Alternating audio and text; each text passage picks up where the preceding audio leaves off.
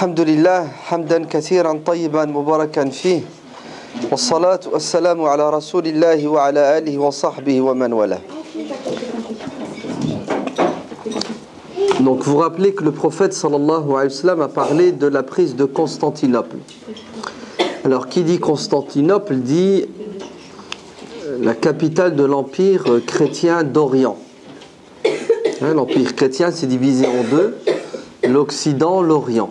L'Orient, Constantinople comme capitale, l'Occident, Rome. 11 tentatives pour finir avec l'assaut final le 29 mai 1453. Le premier à avoir essayé de prendre Constantinople, c'est Muawiyah. Vous vous souvenez de Muawiyah, le premier roi, le fondateur de la dynastie Omeyyade. En l'année 44, il envoie une armée qui a à sa tête son fils, le fameux Yazid, qui deviendra par la suite son successeur. Et dans cette armée, vous avez des grands compagnons du prophète, tels Abu Dharr al-Ghifari, Ubad ibn al-Samit, Shaddad ibn Aws, Abu Ayyub al-Ansari et bien d'autres. Ubad ibn al-Samit, c'est le mari de Hiram bint Milhan, celle qui va mourir en tombant de son cheval lors du débarquement à Chypre. Et sa tombe, son mausolée est toujours présent, existant à Chypre. Un jour, le prophète sallallahu alayhi wa sallam rend visite à Sulaym, la sœur de Hiram, et il fait sa sieste chez elle. Et il se réveille en plein milieu de sa sieste avec le sourire. Et Sulaym lui dit: prophète, pourquoi souris-tu? Il lui dit: je viens de voir dans mes rêves des musulmans qui ont pris la mer pour aller faire des conquêtes. Ces gens-là, Dieu leur pardonnera leurs péchés. Ce sont des gens extraordinaires. Hiram profite de l'occasion et dit: ô messager de Dieu, implore Dieu pour que je fasse partie de ces gens-là. Demande à Allah que je fasse partie de cette armée. Et le prophète lui dit: tu seras avec eux. Il se rendort pour finir sa sieste. Il se réveille à nouveau avec le sourire. Elles lui disent: prophète, pourquoi souris-tu? Je viens de voir des musulmans prendre la mer pour aller faire une conquête. Ô messager de Dieu, dit Hiram, demande à Allah que je fasse partie à nouveau de ces gens-là. Il lui dit: non, tu n'en feras pas partie, car toi, tu fais partie du premier groupe. C'est-à-dire, tu n'auras pas une seconde chance parce que t'arrivera quelque chose, et on sait ce qui lui est arrivé.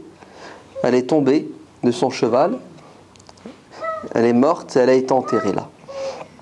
Donc vous voyez comment cette femme a le souci de s'engager pour l'intérêt de la communauté.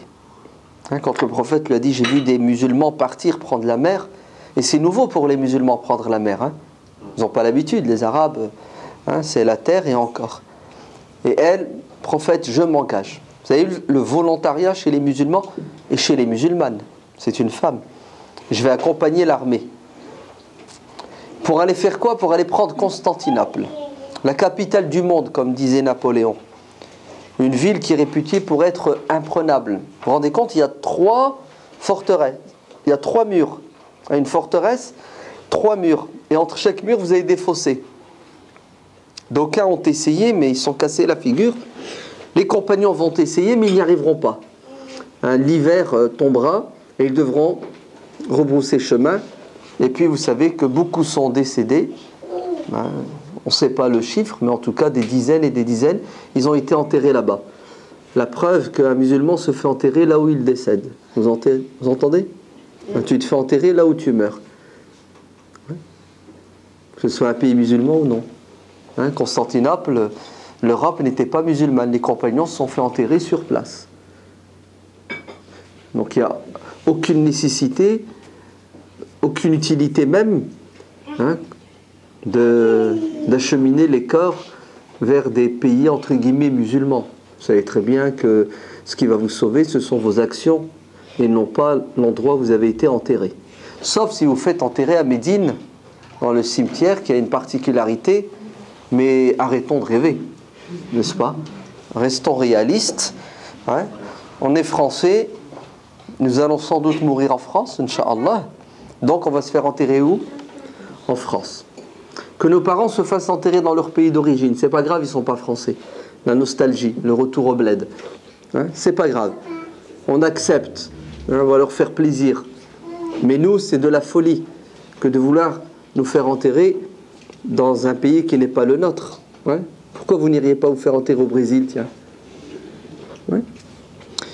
Donc, Abu Ayyub se fait enterrer là-bas, et vous connaissez le reste de l'histoire. Donc, Muawiyah est le premier, en l'année 44 de l'Hégire, à avoir tenté de prendre Constantinople pour avoir cet honneur, hein, de faire la conquête de cette ville, puisque le prophète sallallahu alayhi wa sallam a parlé de l'armée, du chef de cette armée.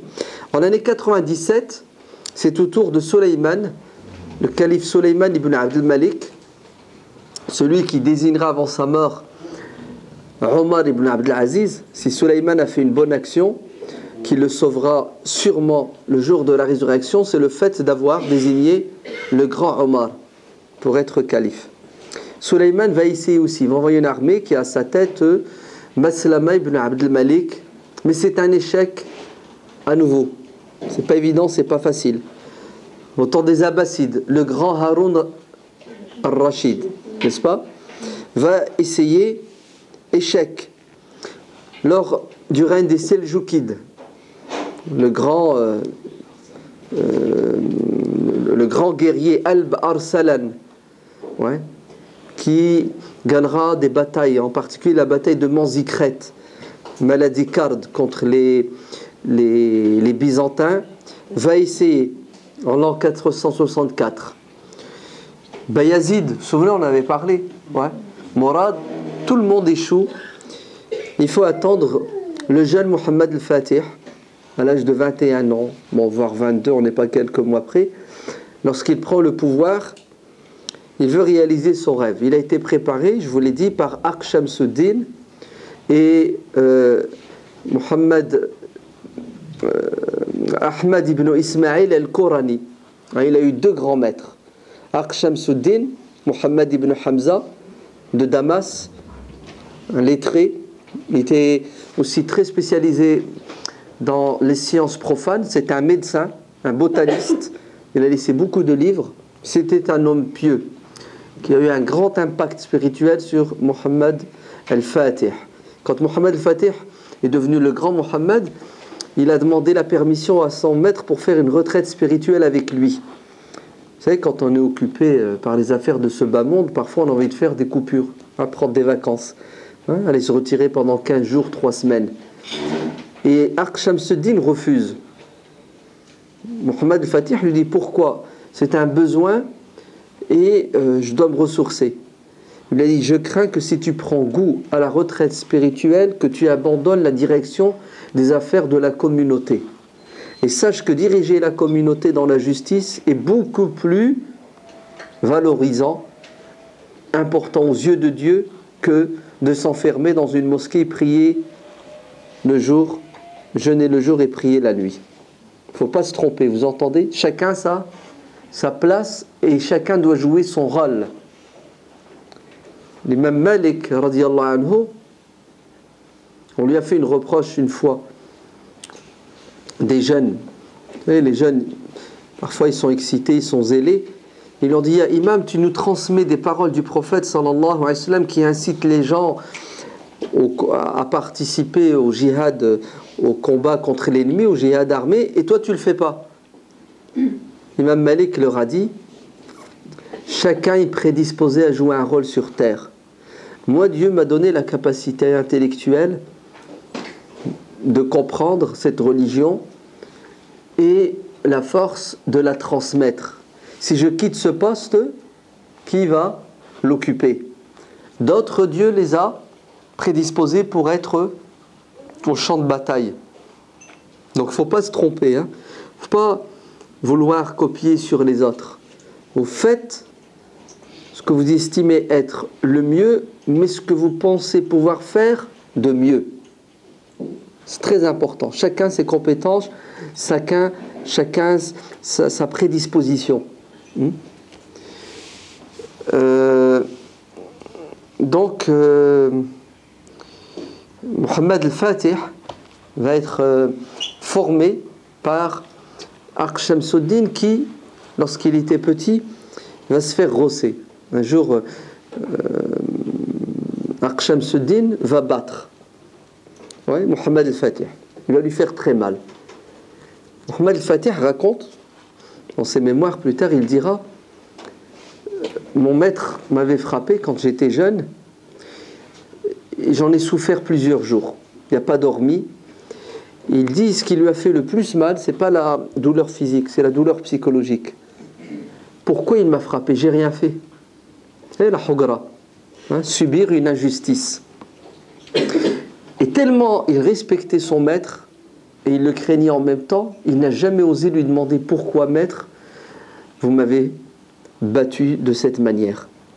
Quand il deviendra calife, un jour il demandera la permission à son maître de le questionner et il lui dira: maître, pourquoi quand j'avais 12 ans vous m'avez frappé? Il lui dira: je t'ai frappé ce jour-là pour que tu ressentes ce que ressent celui qui subit une injustice, afin que le jour où tu deviendras calife, parce que j'étais en train de te former pour que tu sois sultan, tu ne commettes pas d'injustice. Vous avez compris? Et sache que celui qui subit une injustice ne dort pas la nuit. Qu'est-ce qu'il fait à votre avis? Il prie contre celui qui dort la nuit, c'est-à-dire celui qui a subi l'injustice. Donc, celui qui a commis la justice. Ouais. Donc mon fils, attention, tu es au pouvoir, tu es certes puissant, mais il y a quelqu'un au-dessus de toi qui est tout puissant. D'ailleurs, Ahmad ibn Hamza al-Qurani, Ahmad ibn Ismaïl al-Qurani, quand Mourad lui dira: va, je te donne tous les pleins pouvoirs pour t'occuper de Mohammed al-Fatih. Il était gouverneur d'une région de l'Empire ottoman. Quand il était jeune, il était assez arrogant, la grosse tête. Et quand il entre dans le palais du gouverneur, il lui dit: salam alaikum, ton père m'a envoyé pour que je parachève ton éducation. Il a dit: mon père il en a envoyé beaucoup, je les ai renvoyés. Laisse-moi tranquille. Et vous savez ce qu'il a fait? Mourad avait donné à Ahmad ibn Ismaïl un bâton. Il lui a dit: s'il ne veut pas t'écouter, je te donne la permission de lui faire entendre la raison avec la force. Et devant tout le monde, Ahmad ibn Ismaïl va rosser le jeune Mohammed al-Fatih. Et Mohammed al-Fatih dira: depuis ce jour-là, j'ai voué un respect et une crainte totale à ce savant-là. En fait, il avait besoin d'être quoi? D'être pris en charge. Il avait une forte personnalité et il fallait utiliser tous les moyens pour en faire un grand homme. Et ils vont réussir. Ils vont réussir. Alors, dès qu'il prend le pouvoir, qu'est-ce qu'il fait? Il va se préparer. Il va se préparer à réaliser le miracle. La première des choses qu'il fait, c'est il entre en contact avec les ennemis de l'Empire ottoman. Les Vénitiens, Venise, vous vous souvenez? Les Hongrois, mais aussi les chrétiens de Galata. Galata, vous vous souvenez, quand on a pris le tram, on est passé sur un pont là. La tour, là où se trouve la tour. Vous savez tout ce quartier où il y a la place Taksim. C'était un quartier chrétien. J'ai pas fait exprès. Non, mais vous rigolez. Je sais plus, il y a plus de 30 ans, c'était PPDA. Aux 20h, il parlait comme ça, puis à un moment donné, au lieu de dire chrétien, il y a dit crétin. Je m'en souviens comme hier, c'est une erreur, ce sont des lapsus. Donc, il fait des traités de paix, de non-agression avec les chrétiens de Galata. En fait, il neutralise l'ennemi pour isoler Constantinople. Et ça marche. Du moins, Ça marche au moment où il signe. Mais vous verrez qu'après, quand il va faire le siège, ils vont tous revenir sur leur engagement, sauf les chrétiens de Galata, qui vont tenir leur parole et qui ne trahiront pas. Les autres, comme dit le Coran, la aymana lahum. Ouais, c'est un verset du Coran. Attention, ces ennemis-là n'ont pas de principe, ils ne respectent pas leur engagement. Ils signent avec toi, demain, il peut revenir. Alors que les musulmans, quand ils s'engagent, ils doivent tenir leur engagement, même s'ils doivent y laisser leur vie. Vous entendez? Donc, neutraliser l'ennemi. On est d'accord? Secondo. Il entre en contact avec l'empereur byzantin et il lui fait une proposition. Rendez-vous, soumettez-vous à l'autorité de l'Empire ottoman. Bien entendu, c'est un refus catégorique. Qu'est-ce que lui propose l'empereur? Il lui propose un traité et puis un peu d'argent. Fais un petit tribut, je vais te donner un peu d'argent, comme ça va te calmer. Mohammed al-Fatih lui dit, écoute, je veux pas d'argent. Je veux réaliser quelque chose de grandiose. Ouais. Notre prophète nous a dit que Constantinople doit nous revenir. Donc on va faire ça de manière pacifique. Si tu refuses, entre toi et moi, il y aura un autre langage, le langage des armes. Et bien entendu, Constantin se sent confiant. Ouais, vous avez essayé plusieurs fois, vous êtes cassé les dents, tu ne me fais pas peur. Très bien. Mohammed al-Fatih a compris qu'il fallait passer aux choses sérieuses. Qu'est-ce qu'il va faire? Il va construire une tour. Une tour qui se nommera la Roumeli Hissar. Le détroit du Bosphore. Ouais. Vous savez, vous avez l'Anatolie, c'est-à-dire la partie est de la Turquie. On l'appelle l'Anatolie, qui est en Asie. La partie ouest, là où nous sommes maintenant, c'est la partie européenne, Roumélie. Roumélie, ça vient de Roum. Ouais. Roum, ce sont les Romains, les Byzantins, ici. D'accord? Il y a une sourate dans le Coran, la sourate les Byzantins, les Roum, les Romains. Donc, qu'est-ce que fait Mohammed al-Fatih? Au nord du détroit du Bosphore. Le Bosphore, c'est un détroit, donc un bras de mer qui sépare ces deux parties de Constantinople. Tout en haut, vous avez la mer Caspienne. En bas, la mer de Marmara.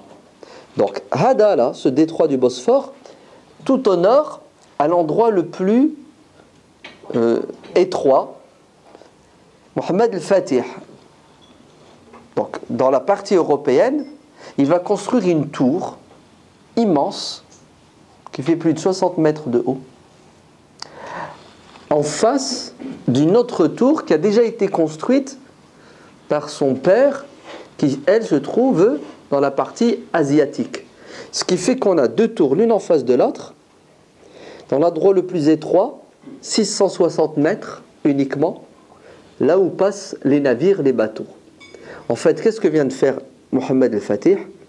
Il vient de fermer la route aux navires qui pourraient venir de la mer Caspienne, qui pourraient venir de la Russie, vous savez, de certains royaumes chrétiens, comme le royaume de Trébizonde, qui pourraient venir aider Constantinople si jamais il y a un siège. Bien entendu, l'empereur byzantin n'accepte pas ça. Donc qu'est-ce qu'il fait? Il réagit. Il a compris que Mohammed al-Fatih, c'est quelqu'un de sérieux, il est en train de faire... Il lui propose à nouveau de l'argent, il essaie de le soudoyer. Non, il lui propose pire que cela. Il lui propose d'épouser sa mère. La mère de Mohammed al-Fatih, la veuve de Mourad Ier, qui était chrétienne. Oui, Mourad était marié avec une chrétienne. Et bien entendu, cette femme va refuser. D'ailleurs, elle va finir sa vie dans un couvent chrétien, comme une sœur chrétienne, une nonne. Elle refusera d'épouser cet homme, l'ennemi de l'Empire ottoman. Donc, vous voyez que c'était une femme qui avait des valeurs, c'était une femme qui n'a pas trahi sa communauté nationale. Donc, l'empereur romain byzantin essaie par tous les moyens d'arrêter Mohammed al-Fatih dans sa lancée, mais il n'y arrive pas. Alors qu'est-ce qu'il fait? Il entre en contact avec Rome et les différents rois chrétiens et il leur dit attention, Mohammed al-Fatih est en train de préparer quelque chose, il vaudrait mieux qu'on s'unisse pour le combattre. Et ils lui disent il n'y a pas de problème, mais on pose une condition, unissons d'abord nos deux églises, l'église romaine, chrétienne, catholique et l'église byzantine orthodoxe. Et bien entendu, unir les deux églises, ça veut dire vous dissolvez votre association. Okay? C'est-à-dire, vous, les Byzantins, vous disparaissez et vous nous suivez, nous, les Romains catholiques, qui sommes majoritaires et plus nombreux. Et bien entendu, c'est un affront, un déshonneur. Ils vont refuser, les Byzantins vont refuser. Ils vont même aller très loin, puisque le cardinal ira jusqu'à dire « Nous préférons nous soumettre au turban turc, nous préférons être dominés par les Turcs musulmans que d'être dominés par les évêques catholiques chrétiens, par la myrte chrétienne. » Pourquoi est-ce qu'il dit cela, à votre avis? Parce qu'ils ont déjà goûté plusieurs fois à la domination ou tout simplement au contact de leurs frères chrétiens romains lors des croisades. En 1099, lorsque les chrétiens européens sont venus pour massacrer les musulmans, ils sont passés par ici, c'est la route, ils sont obligés de passer par ici. C'est ce qu'ils ont fait? Ils ont pillé, détruit, ils ont massacré la ville. C'est pour ça qu'elle est passée d'1 million d'habitants à 500 000 habitants. Ouais. Ils l'ont pas oublié. Et en 1224, ils vont faire 1124, ils vont faire la même chose. Donc il y a vraiment une haine entre ces deux entités chrétiennes. À cause de quoi? À cause d'un passif qui est très douloureux. Alors donc, il n'y aura pas d'union, il n'y aura pas d'alliance. Et Mohammed al-Fatih continue son travail. Donc après avoir construit cette tour, qu'est-ce qu'il fait? Il prépare les armes. Et il va préparer une arme redoutable qui sont les canons. Plus d'une centaine de canons. Et en particulier un canon spécial qu'on appelle le canon du sultan. Donc d'après les textes, les boulets de canon faisaient 7 mètres de diamètre. C'est-à-dire presque une tonne. Il fallait des centaines de bœufs, vous savez, pour le tirer, pour le faire avancer. Et aussi des centaines de personnes sur les côtés pour pousser ce canon. Ce canon qui a été conçu par Mohammed al-Fatih. Vous savez, il a fait des études, Mohammed al-Fatih. C'est un ingénieur. Et un Hongrois, Urbain le Hongrois, dont justement les chrétiens ne voulaient pas, ses supérieurs. Mohammed al-Fatih l'a embauché. Et avec Muslihuddin Agha, ils vont superviser la construction de centaines de canons. Ça va prendre 2 ans au total. Et il prépare son armée. Comment est-ce qu'il la prépare? Il la prépare physiquement, avec de l'entraînement, mais il la prépare surtout spirituellement. En intégrant à l'armée des centaines et des centaines d'imams, des religieux, pour éduquer les gens dans la religion, les soldats, les galvaniser. C'est-à-dire, vous êtes cette armée dont le prophète sallallahu alayhi wa sallam a parlé. Vous êtes la providence, en fait. Vous allez réaliser le destin de Dieu. Donc imaginez-vous ces soldats qui sont suivis par ces centaines. J'ai oublié de vous dire, les livres d'histoire turcs parlent de 250 000 hommes. Donc c'est une armée sans pareil. 2 ans de préparatifs,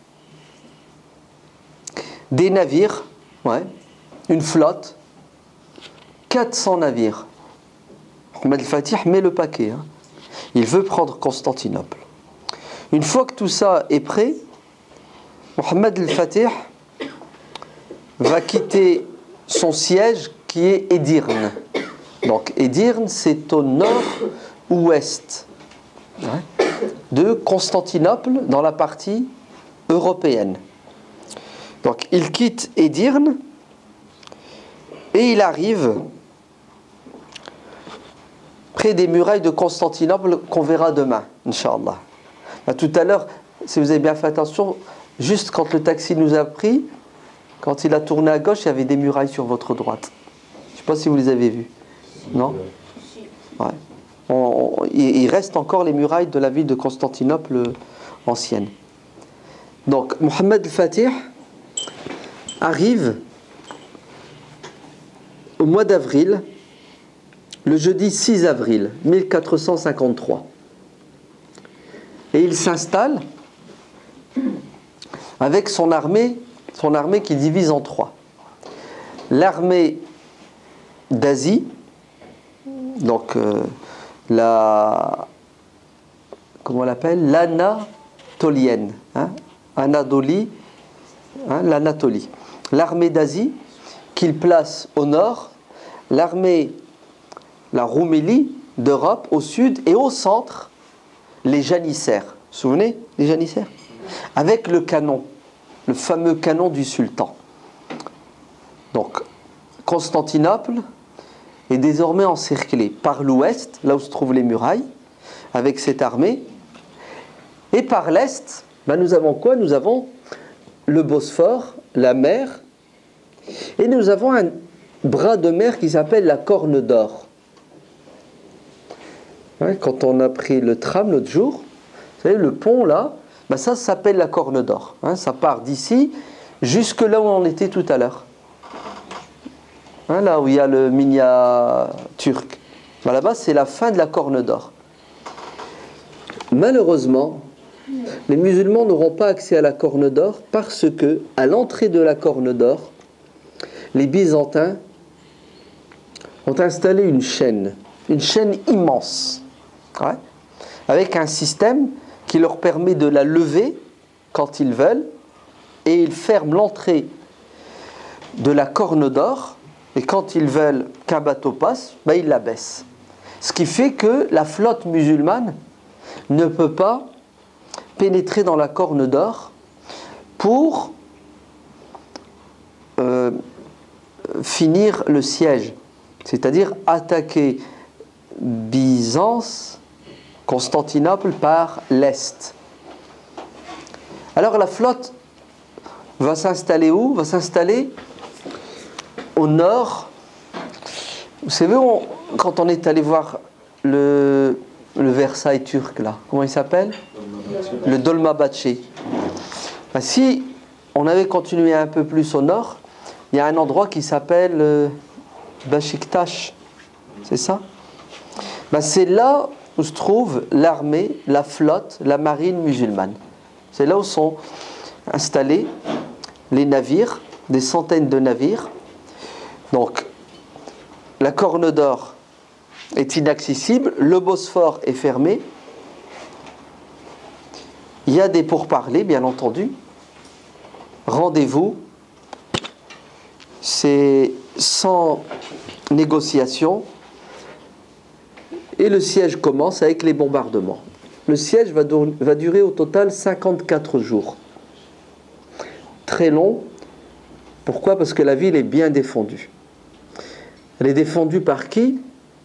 Elle est défendue par l'empereur, mais aussi par un homme qui s'appelle Justinien. Un homme convaincu qu'il faut défendre le dernier bastion de la chrétienté d'Orient, qui vient de Venise. Venise va trahir. Ils avaient fait un traité de paix, ils ne vont pas le respecter. Venise va envoyer des bateaux avec de la nourriture, avec des soldats, plus de 700 croisés, à leur tête Justinien, de l'argent. Et lorsque Justinien va arriver, donc on va baisser la chaîne, il entre dans la Corne d'Or, et Constantinople respire en disant c'est bon, on va y arriver, nos frères chrétiens vont nous aider. La preuve, il y a déjà des renforts qui arrivent. Donc le siège commence avec quoi? Avec des bombardements et puis des assauts. Mais c'est un massacre. Ouais. Les moudjahidines tombent par centaines, par milliers, sous les murailles de Constantinople, qui sont très très très hautes.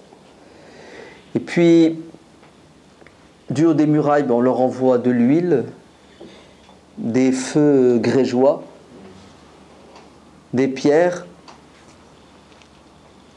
Et on essaie, tous les jours on bombarde, et à chaque fois que les canons arrivent à faire plus ou moins un trou, il est vite rebouché. Et n'oubliez pas, il y a 3 murs, l'un derrière l'autre. Mohamed al-Fatih essaie par la mer, on n'y arrive pas. À cause de quoi? À cause de la chaîne. Mais le pire, c'est pas ça. C'est que des bateaux arrivent à rentrer. La flotte ottomane n'arrive pas à arrêter les bateaux qui approvisionnent Constantinople. Et Mohamed al-Fatih commence plus ou moins à s'énerver parce que son armée n'arrive pas à atteindre l'objectif. Le 18 avril,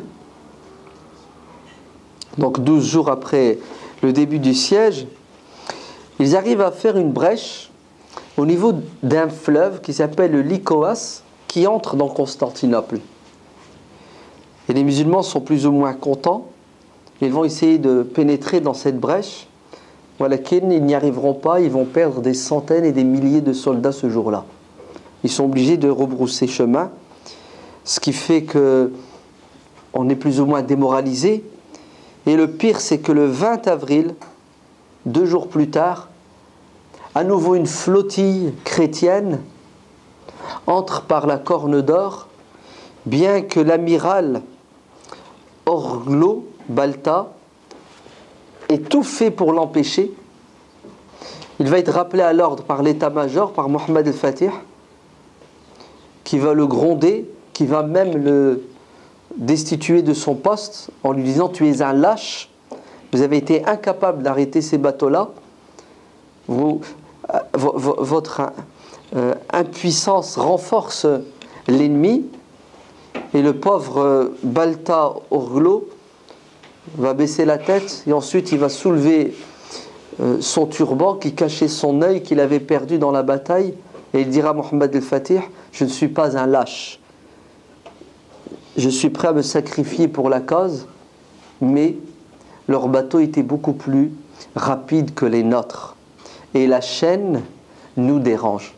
Chaque fois que les bateaux passent, à les lever, on ne peut rien faire.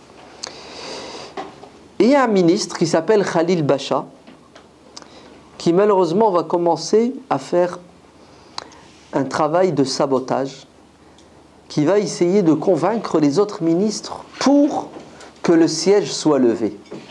Il dit: on perd trop d'hommes, trop de moyens, ça ne vaut pas la peine, et en plus, si jamais on prend Constantinople, il va y avoir une réaction terrible de la part de la chrétienté d'Occident. Mais stratégiquement parlant, pour Khalil Bacha, c'est une erreur que d'essayer de prendre Constantinople. D'ailleurs, il va même essayer de convaincre Mohamed al-Fatih en lui disant: on rentre, contentons-nous d'un pécule. Ils vont nous verser des milliers d'euros chaque année, ce qui prouve qu'ils reconnaissent notre supériorité, et ça suffit. Voilà que Mohamed al-Fatih ne va pas accepter cet avis. D'ailleurs, il n'est pas le seul, puisque un Albanais chrétien converti à l'islam, qui a vite gravi les échelons dans l'armée musulmane, qui s'appelle Zournouch Bacha, va prendre la parole dans le QG, et il va tenir un discours extraordinaire qui rappelle aux musulmans que c'est un acte religieux ce que l'on est en train de faire. On ne doit pas faire marche arrière, il faut tenir. Donc qu'est-ce que font les soldats? Ils patientent, les imams font leur travail, et puis on essaie de quoi? On essaie de trouver des solutions. Et les musulmans vont fabriquer des tours géantes. des tours qu'ils rapprochent des murs, et du haut de ces tours, ils essaient de quoi? Ils essaient de pénétrer. Mais malheureusement, les tours vont à chaque fois être détruites par le feu grégeois des chrétiens. Et à chaque fois qu'une tour est détruite, ça leur prend des jours. Et dans la tour, quand elle tombe, c'est des centaines de soldats, puisqu'il y a des soldats à tous les niveaux de la tour, il y a des étages qui meurent. Et Mohammed al-Fatih dit, on en reconstruit une autre. Et ainsi de suite. Ils construisent des tours, ils essaient, mais ils n'y arrivent pas. Puis à un moment donné, à nouveau. Vous avez vu l'esprit de créativité? Une idée sans précédent. Vous savez quoi? On va faire des tunnels. On va creuser des tunnels et on va rentrer à l'intérieur de la ville par les tunnels. Et on les prendra par surprise. Et voilà, le travail, c'est des tunnels et des tunnels. Mais les chrétiens à l'intérieur vont vite réagir. Et ils ont compris que les musulmans sont en train de pénétrer la ville par le dessous. Et qu'est-ce qu'ils vont faire eux-mêmes? Ils vont se mettre à creuser des tunnels et ils vont se retrouver sous terre. Et il va y avoir des batailles rangées sous terre entre l'armée musulmane et les résistants à l'intérieur de la ville. Et les musulmans vont perdre beaucoup d'hommes puisqu'ils vont être étouffés, ils vont être noyés dans ces tunnels et ça sera à nouveau un échec. Ça dure, on perd beaucoup d'hommes, on a essayé plein de subterfuges, ça ne marche pas. Et à un moment donné, Mohammed al-Fatih, on ne va pas dire qu'il doute, on ne va pas dire qu'il désespère, mais en tout cas, il se fatigue. C'est humain. Et il demande une entrevue avec qui? Avec son père spirituel, son maître, qui s'appelle Aq Shamsuddin, Mohammed ibn Hamza, qui est présent, il est là, bien entendu. Donc il demande une entrevue. Et les gardiens refusent, en disant, Mohammed al-Fatih, le cheikh a demandé à ne pas être dérangé. Il a dit, je veux voir personne pendant 24 heures, etc. Donc vous vous rendez compte, le sultan, l'homme le plus puissant, qui vient supplier qui ça? Un imam, un cheikh. Est-ce que je peux vous voir maître?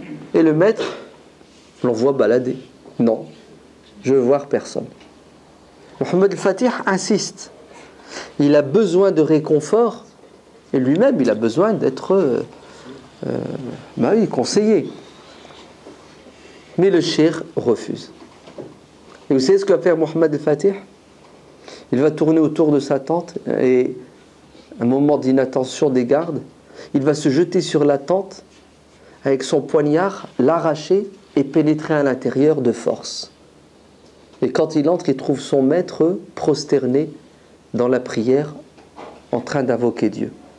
Et quand le cheikh finit sa prière, il s'excuse, Mohammed al-Fatih, il lui parle de ce qu'il vit, de ce qu'il ressent, et il demande à son maître des conseils, et le cheikh lui dit, Constantinople sera prise. Ne t'inquiète pas, va, continue ton travail, Constantinople va tomber et tuer cet homme dont le prophète sallallahu alayhi wa sallam a parlé, tu auras cet honneur. Mohammed al-Fatih ressort de cette entrevue encore plus convaincu. Effectivement, c'est ce qui va se passer. Quand il va ressortir, il va lancer à nouveau des pourparlers avec les chrétiens en leur disant rendez-vous. Mais ils refusent de se rendre. Qu'est-ce qui se passe à l'intérieur de Constantinople? La résistance est bien organisée. C'est Justinien qui l'amène. Ouais. Et Justinien, c'est quelqu'un de très intelligent. Il va demander à l'empereur Constantin de quitter la ville et d'aller en Europe pour inciter les autres chrétiens à venir défendre. Et Constantin va refuser. Il dit, c'est ma ville, c'est ma population, je reste quitte à mourir ici.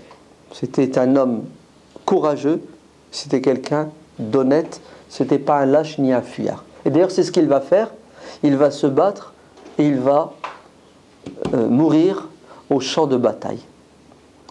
alors qu'à plusieurs reprises, il y a eu des décisions qui sont prises à l'unanimité pour qu'il s'en aille, et il refusera de les appliquer. Donc Justinien mène bien la résistance. Les chrétiens, les religieux, mènent aussi la résistance spirituelle. Donc les gens sont dans les églises et ils prient ils prient la Vierge Marie, c'est ça, pour que Constantinople soit protégée contre les Sarrasins, les païens. D'ailleurs, vous savez ce qu'ils vont faire? Ils vont faire ce qu'on appelle une procession. C'est-à-dire, ils prennent la statue de la Vierge, et puis ils tournent dans les rues, pour que la Vierge intervienne et intercède en leur faveur. Manque de peau, pendant cette procession, il va y avoir un accident de la route, et la statue va tomber et se briser. Et pour eux, c'est un mauvais présage, n'est-ce pas? Dans la foulée, 2 jours après, il y a un éclair, des fortes pluies, et puis la basilique Sainte-Sophie se prend un éclair, la coupole est fendue. Ah, Dieu est en train de nous abandonner. Ils sont très superstitieux, les chrétiens. Dieu nous quitte, Dieu nous abandonne. Bref, la population est fatiguée, c'est normal. Elle est atteinte spirituellement, avec plein de signes. Mais le clou du spectacle, vous savez, c'est quoi? C'est le jour où Mohammed al-Fatih, c'est quelqu'un de très intelligent, va trouver la solution miracle pour en finir avec Constantinople. Vous vous souvenez la chaîne qui empêche la flottille musulmane de pénétrer dans la Corne d'Or pour attaquer Constantinople par l'Est, car pour l'instant Constantinople est assiégée uniquement par le nord-ouest. Mohammed al-Fatih va prendre une idée sans précédent. Il décide, écoutez bien, de prendre les bateaux qui sont là-bas, au-dessus de Dolmabahçe, à Beşiktaş, et de les faire passer par la terre, et d'entrer dans la Corne d'Or par le nord. Comment faire? À l'heure du Maghrib, quand le soleil se couche, une partie de l'armée se met au travail. Ils coupent les arbres, ils font une voie, ils prennent les troncs d'arbres, ils les imbibent d'huile, et les bateaux sont tirés avec des cordes, et ils les font glisser sur ces troncs d'arbres sur une distance de 7 km. Et en une nuit, 70 navires sont déplacés sur la terre ferme pour se retrouver au petit matin dans la Corne d'Or avec l'étendard turc et les canons. Imaginez-vous la surprise lorsque les assiégés se réveillent le matin. Pour eux, c'est fini. Dieu est avec les Turcs et non pas avec les chrétiens. Comment ont-ils pu faire ça? La chaîne, elle est toujours là. Alors vous savez ce qui va se passer? Les résistants, qui étaient tous du côté nord ou ouest, vont devoir se diviser et envoyer une partie des hommes au sud-est, là où se trouve la Corne d'Or, pour protéger ces murailles qui ne sont pas des murailles bien solides, parce que c'est la mer. Et qu'est-ce que font les bateaux turcs? Ils bombardent. Ils bombardent. Donc le nord-ouest a été affaibli, n'est-ce pas? Mais c'est surtout le début d'une défaite psychologique. Et qu'est-ce qui va se passer? Justinien va être blessé. Justinien va être blessé. Donc il ne pourra plus organiser la résistance. Et celui qui va le remplacer, c'est Constantin. Et ils vont se battre. Ils étaient très courageux. Et le 28 mai au soir, Mohammed al-Fatih annonce que c'est l'assaut final. Il faut qu'on prenne Constantinople. Alors qu'est-ce qu'il va faire? Il va tourner dans son armée rappeler aux gens les bienfaits du combat, le martyre, le paradis. Et à chaque fois, il leur dit, vous êtes cette armée dont le prophète sallallahu alayhi wa sallam a parlé. Il fait son travail, vous savez, de galvanisation. Les imams aussi. Et à minuit, les tambours turcs commencent à quoi? À faire trembler Constantinople. L'armée turque avait avec elle des centaines et des centaines de musiciens qui, quand ils allaient au combat, faisaient jouer les tambours, si bien que ça déclenchait un bruit qui faisait peur à l'ennemi. C'était terrible. Et en plus, c'est ce qu'ils vont faire. Ils vont pousser le cri de la victoire, le takbir. Donc imaginez-vous plus de 150 000 hommes qui en même temps disent Allahu Akbar. L'effet que ça a sur les autres, les tambours. Et à minuit, un premier assaut. Et qu'est-ce que vont faire les Byzantins? Ils vont résister. Après 2-3 heures, les Ottomans se retirent. Normalement, qu'est-ce qu'on fait une fois qu'on s'est retiré? On se repose, on attend le lendemain. Mais non. Mohammed al-Fatih envoie un deuxième assaut. Et les Byzantins n'ont pas le temps de se reposer. N'ont pas le temps de retirer les morts, n'ont pas le temps de retirer les blessés. Ils n'ont pas le temps de reboucher les trous. Ils doivent à nouveau repousser. Et avant le Fajr, Mohammed al-Fatih, retirez-vous. Et là, il envoie qui à votre avis? Très bien. Il envoie le corps d'élite, il envoie les janissaires. Les autres, ça fait 2 assauts qu'ils repoussent. Ils sont à bout de souffle, sont fatigués, ils sont décimés. Et le 3e assaut final, au matin al-Fajr, est décisif. Une brèche est faite, les musulmans vont pouvoir entrer dans la ville, monter sur les tours, planter le drapeau, et à midi, tout est fini. La ville de Constantinople tombe, elle est prise. Et Mohammed al-Fatih, qui avant d'avoir pris la ville avait dit à ses soldats ce qu'Abu Bakr Siddiq radiyallahu anhu disait quand il envoyait ses armées: ne tuez pas les femmes, ne tuez pas les enfants, ne tuez pas les vieillards, ne tuez pas ceux qui ne prennent pas les armes, ne tuez pas les religieux. Et quand il va entrer dans la ville, c'est la panique totale, parce qu'ils pensent, les habitants de la ville, qu'ils vont subir une vengeance terrible de la part des Ottomans. Ils se réfugient dans les églises, dans les couvents. Sainte-Sophie remplie de monde. Quand Mohammed al-Fatih à midi entre dans la ville, la première des choses qu'il fait, c'est qu'il descend de son cheval et se prosterne. Et vous savez ce qu'il dit? Il dit Alhamdulillah wa rahmatu lish-shuhada. Dieu merci, et que Dieu fasse miséricorde aux martyrs. Il a une pensée pour ces plus de 100 000 hommes, ces martyrs qui sont tombés. Et ensuite, il va convoquer les représentants de la communauté chrétienne et il va leur dire: n'ayez pas peur, on n'est pas venu pour vous massacrer.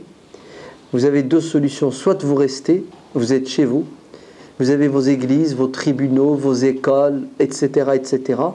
Et si vous voulez partir, la terre est vaste. Certains vont partir, mais la majorité va rester. Et Mohammed al-Fatih organise la ville. Et le vendredi, la Jumu'ah sera célébrée dans Hagia Sophia.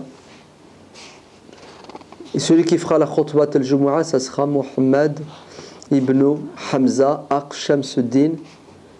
Et il rappellera le hadith du prophète sallallahu alayhi wa sallam qui dit: Constantinople sera prise, le chef de cette armée sera un bon musulman, un bon croyant, et cette armée sera une bonne armée. Voilà, Constantin est mort, on ne l'a pas retrouvé. Il a tenu jusqu'au bout, c'était quelqu'un de courageux, d'honnête. Justinien aussi. Mais en tout cas, la ville de Constantinople, désormais, va s'appeler Istanbul. Elle s'appelait Byzance, Constantinople, la ville de Constantin. Maintenant, c'est la ville de l'islam, Istanbul. C'est devenu Istanbul. Et elle va devenir la capitale de l'Empire ottoman pendant des siècles et des siècles, jusqu'à ce qu'un homme, avec son parti, avec ses maîtres, qui s'appelle Mustafa Kemal Atatürk, va déplacer la capitale et choisir Ankara. Vous vous souvenez Ankara? Ouais. Qu'est-ce qui s'est passé à Ankara en 1402? Ankara. Très bien. La défaite de Bayazid l'Éclair face à Tamerlan, la chute de l'Empire ottoman. Très bien. Mohammed al-Fatih, après avoir réalisé ce prodige, ce miracle, vous savez ce qu'il décide de faire? Il décide d'aller jusqu'au bout. Il manque la moitié du hadith, non? Rome. Donc il se prépare. Mais oui, il va en Grèce, Salonique. Et il débarque au sud de l'Italie. Il va même jusqu'à trouver un accord avec les Vénitiens, ses ennemis de la veille. Vous savez pourquoi? Pour attaquer Rome. Vous les attaquez par le nord, nous par le sud. Mais ça ne va pas se concrétiser. Mohammed al-Fatih va devoir faire marche arrière, mais écoutez bien, pour la première fois dans l'histoire, Rome, le pape, vous entendez, va verser un tribut à l'empire musulman ottoman. Ouais. C'est-à-dire, la chrétienté d'Occident doit quoi? Doit acheter la paix auprès de qui? Auprès des Ottomans, en versant un tribut. C'est un signe de reconnaissance de la grandeur de l'Empire ottoman. Donc Mohammed al-Fatih mourra avant de réaliser ce projet de la prise de l'Empire romain d'Occident. L'Empire romain d'Orient n'existe plus. Maintenant, il faut l'Empire romain d'Occident. Mohammed al-Fatih décède. Il est remplacé par son fils, Bayazid. Tiens, un deuxième, non? Il y avait un Bayazid l'Éclair, et maintenant nous avons un Bayazid, le fils de Mohammed al-Fatih. Il prend le pouvoir et dirige. C'est un homme lettré, un savant, soufi, vous savez, versé dans la spiritualité. C'est aussi un astronome. Ouais. J'ai oublié de vous dire. Mohammed al-Fatih, quand il a pris le pouvoir, il a exécuté oui, ses frères. Il a exécuté non, il n'en a pas exécuté un ou deux. Il a exécuté 17. Ouais. 17 proches, entre frères, oncles, demi-frères. 17. Ouais. Vous savez pourquoi tout ça? On l'a déjà dit. On l'a déjà dit. Ouais. Donc il exécute son petit frère. Au total, 14 sultans vont exécuter leurs proches pour éviter des coups d'État. Et le dernier qui en a exécuté, la totale, c'est Mohammed III. Lui, il en exécutera 19. Jusqu'à ce que cette loi barbare soit abrogée et qu'on enferme ces gens-là dans des kafas, comme ça les Turcs ils disent kafes, c'est-à-dire des prisons, des résidences surveillées pour éviter des coups d'État, pour éviter. Écoutez, le comble de tout, c'est que Mohammed al-Fatih avait un fils, qui a échappé à l'exécution. Il s'appelle Jam. Ouais, Jam. Et ce Jam, qu'est-ce qu'il va faire? Il va prendre les armes contre son frère Bayazid. Et il va se déclarer sultan. Donc on en a combien de sultans maintenant? Deux. Un légitime officiel qui s'appelle Bayazid et un autre qui a décidé d'être sultan. Et qu'est-ce qu'il dit? Il dit à son frère, écoute, on va faire un deal. Ouais. Toi, tu diriges la partie européenne de l'Empire ottoman et moi, je vais diriger la partie asiatique. 50-50. Mais on ne se dispute pas, on ne se bagarre pas. Effectivement, c'est ce qu'il va faire par la force. Et l'Empire est partagé en deux. L'Asie, c'est Jam. L'Europe, c'est Bayazid. Et bien entendu, Jam est aidé par qui, à votre avis? Il est aidé par les rois, les principautés chrétiennes, telles Venise ou les autres. Parce que c'est dans leur intérêt que les Ottomans soient affaiblis. Et lorsque Jam va dans le Mashriq pour faire le pèlerinage, vous avez vu, ce sont des musulmans qui font le pèlerinage, qui font la prière. Ne soyez pas étonnés. Il rencontre Qaïtabaï, qui est celui qui dirige les Mamelouks. Vous savez, les Mamelouks qui dirigent en Égypte, en Palestine. Ils existent toujours.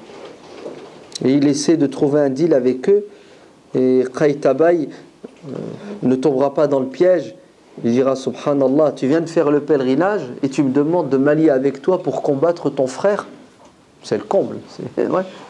Normalement, tu fais le pèlerinage, tu dois te remettre en question, tu dois essayer de trouver un terrain d'entente. Et Jam, moi, il est clair, il dit, comment tu veux que je laisse mon frère Bayazid profiter des biens de ce bas monde, et moi vivre dans l'ascétisme? Il est hors de question. Je vais le combattre jusqu'à prendre le pouvoir. Et il va chercher de l'aide auprès des chevaliers de Saint-Jean de Jérusalem qui tiennent l'île de Rhodes. Ça vous dit quelque chose? Ouais. Non? Qui sont les chevaliers de Saint-Jean de Jérusalem? Il y avait des principautés chrétiennes en Palestine. Vous voyez, quand il y avait des croisés, il y a eu des petits royaumes. Il y avait des ordres de chevalerie. Vous avez déjà entendu parler des Templiers, des Hospitaliers? Ouais. C'était des chrétiens dévoués pour la cause et des guerriers, des religieux guerriers. Et ce sont eux d'ailleurs qui ont résisté jusqu'à la fin en Palestine.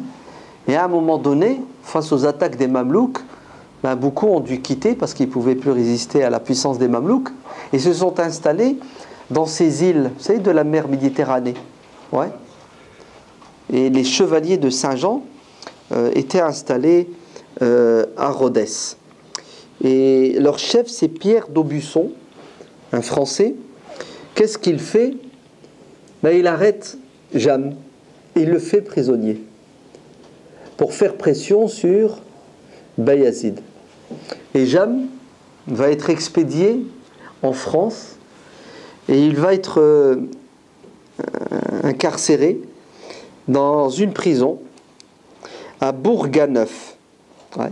Aujourd'hui, si vous allez dans cette bourgade en France qui s'appelle Bourganeuf, vous allez trouver une tour qui s'appelle la tour de Zizim. La tour de Zizim. Elle existe encore aujourd'hui. C'est la tour dans laquelle Jam, Jem, Zim. Vous voyez la déformation? Où le fils de Mohammed al-Fatih était tenu prisonnier. Donc il va rester en France prisonnier jusqu'à ce que les Français le livrent à qui? Aux Romains, à Rome. Et il finira ses jours, il mourra à Naples en 1495, empoisonné.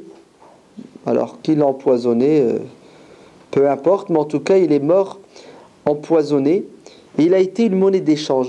Vous savez, on a essayé de l'utiliser pour faire pression sur les Ottomans, mais alhamdulillah, ça n'a pas marché. Qu'est-ce qui va se passer? Bayazid au pouvoir, les problèmes commencent.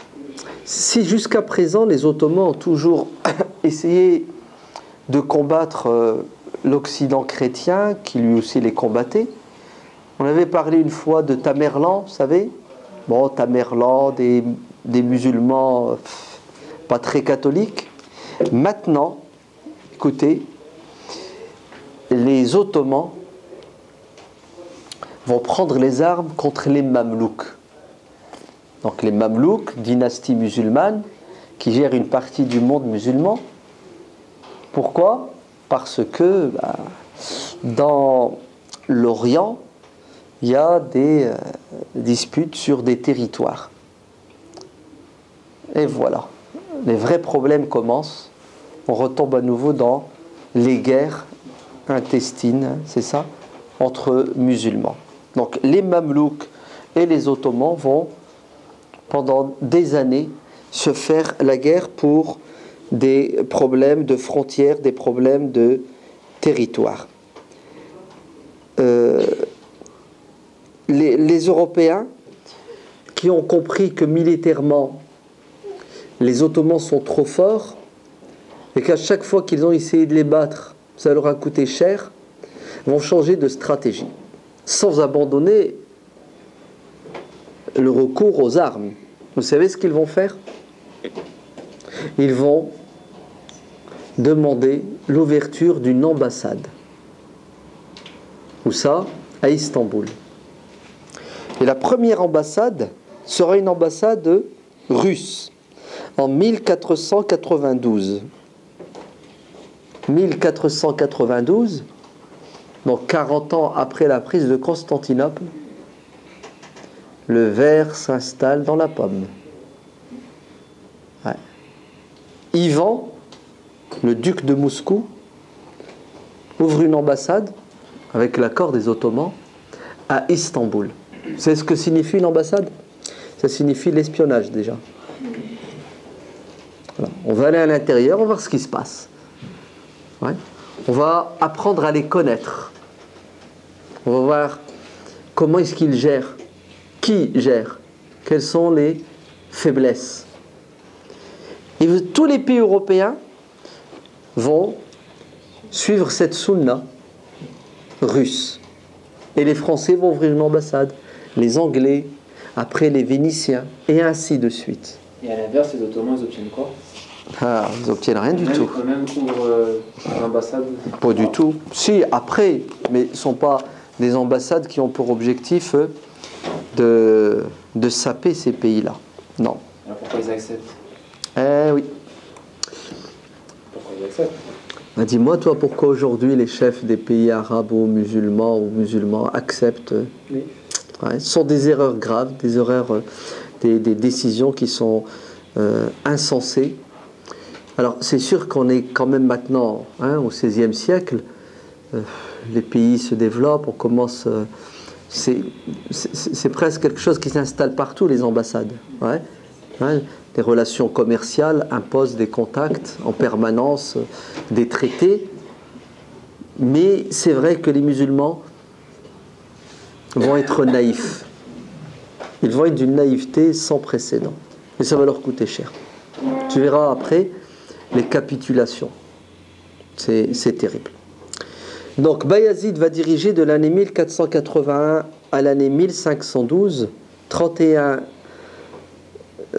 années.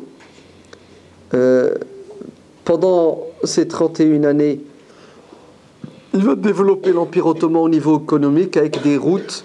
Il va créer beaucoup de routes, donc il facilite la communication, le commerce. Il utilise toutes les compétences de l'Empire ottoman, c'est-à-dire les Bulgares, les Albanais, les Hongrois. Vous savez, toutes ces minorités vont devenir, des gens compétents, des fonctionnaires. Et vous verrez qu'on va arriver à un moment où l'administration ottomane est composée de fonctionnaires musulmans et non musulmans. ils vont atteindre des postes très très sensibles, même vizir, ce qui veut tout dire. Ouais. Il y aura des gens honnêtes, loyaux, et il y aura déjà des gens malhonnêtes. Ouais. Mais il va se passer quelque chose en 1512.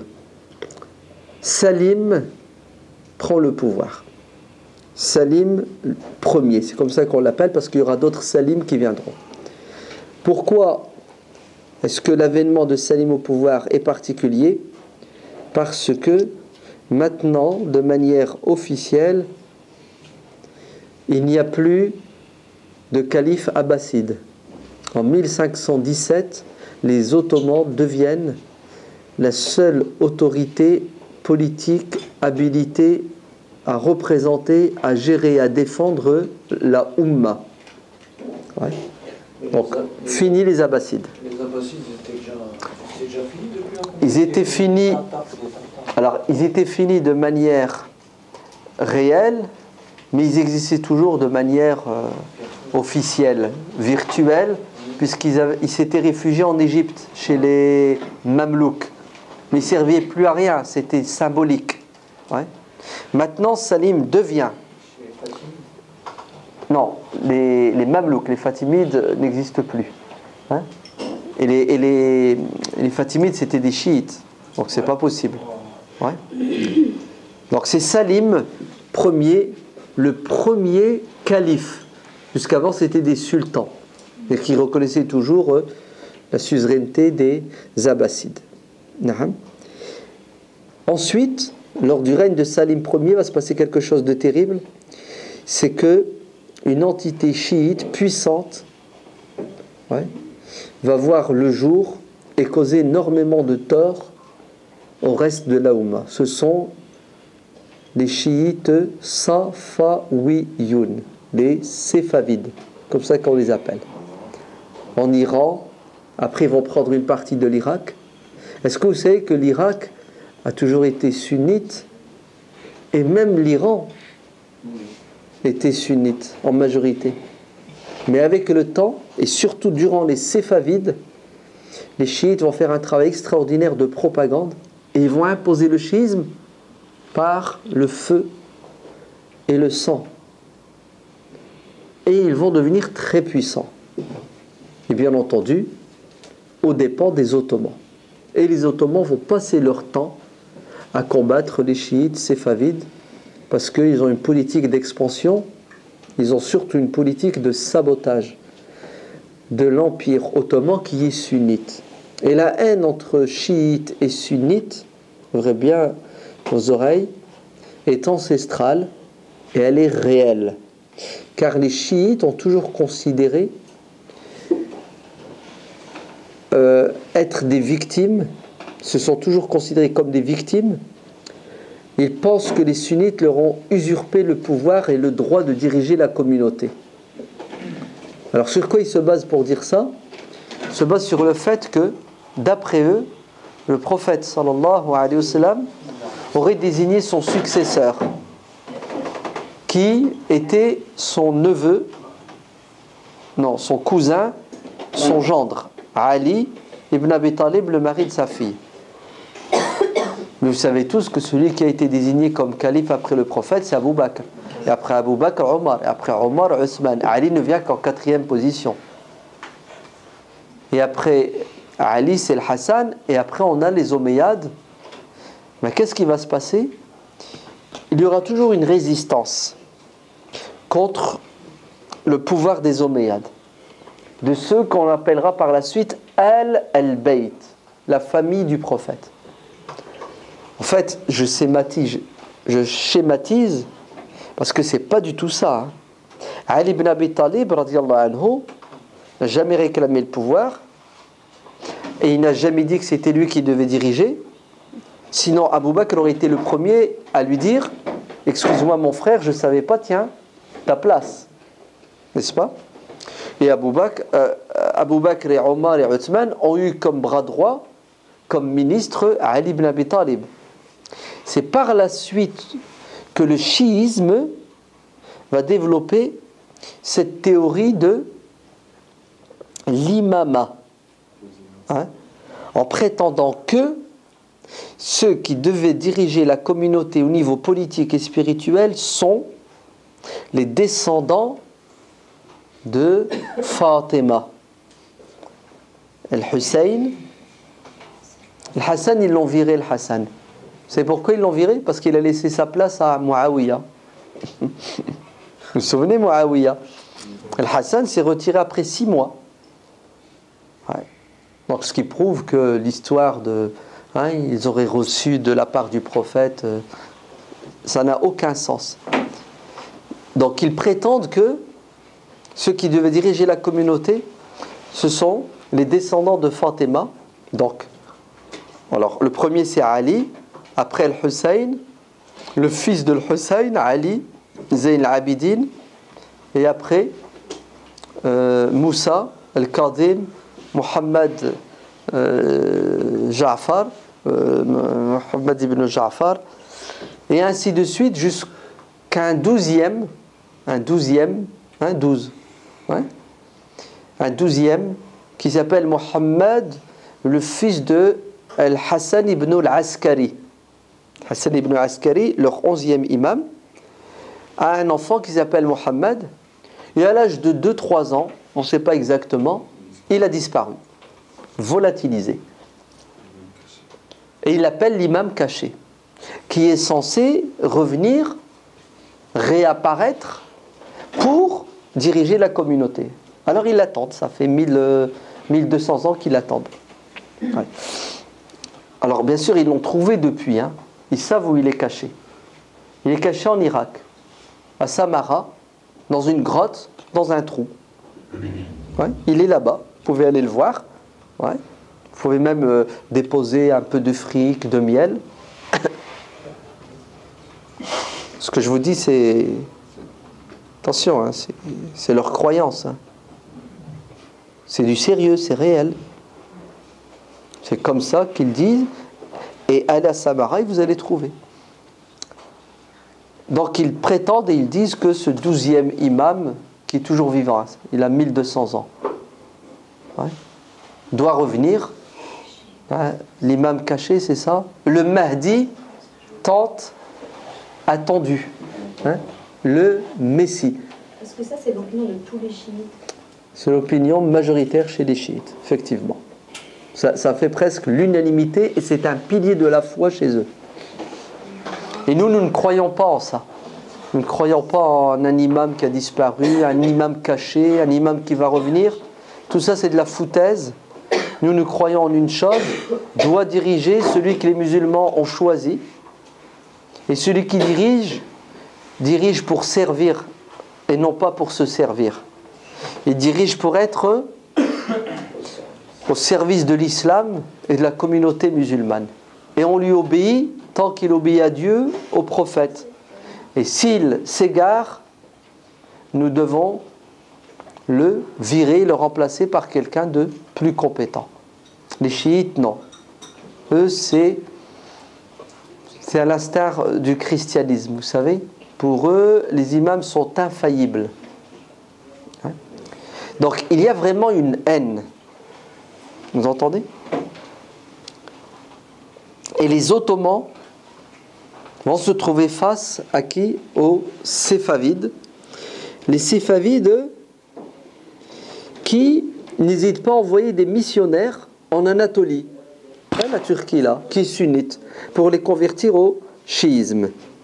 Et ça marche. Il y a des Turcs qui vont devenir chiites.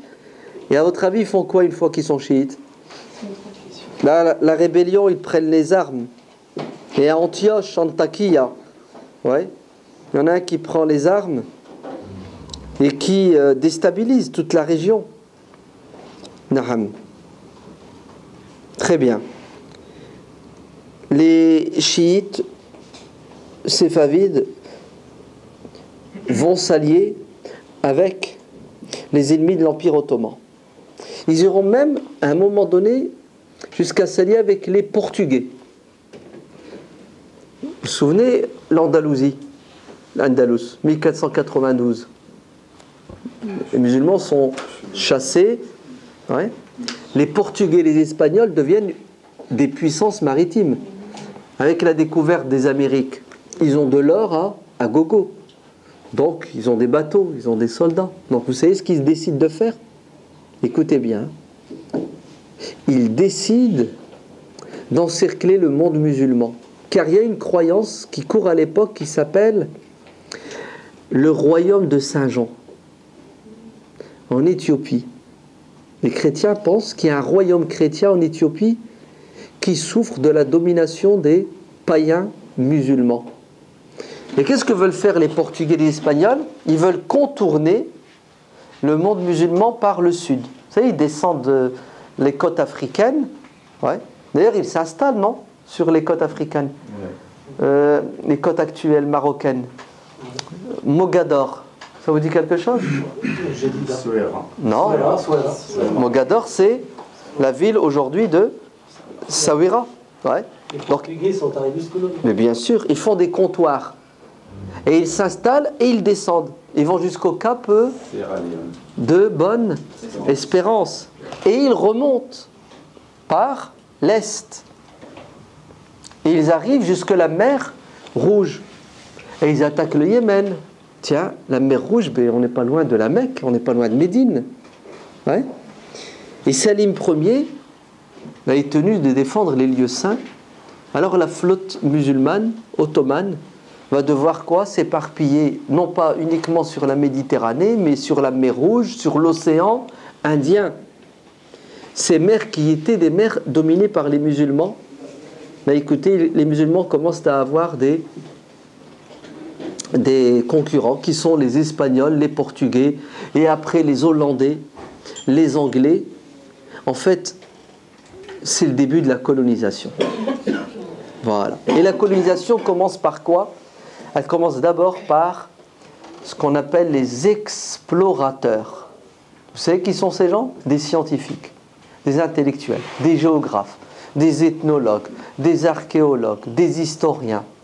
Des gens qui vont se mettre à étudier la civilisation arabo-musulmane, mais aussi les différentes civilisations africaines.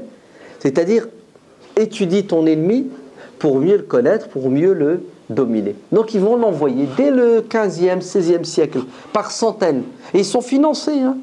Ils sont financés par les États, par des mécènes.